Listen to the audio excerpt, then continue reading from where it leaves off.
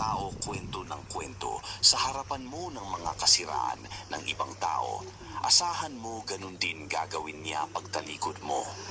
Alam mo, hindi ito simpleng paalala lang.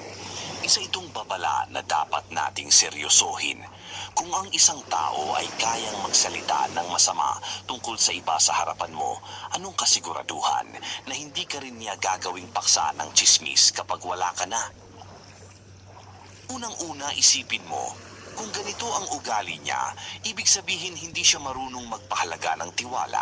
Kasi, kung kaya niyang ilahad ang kahinaan at kapintasan ng iba ng ganoon kadali, anong klaseng respeto ang meron siya para sa mga tao?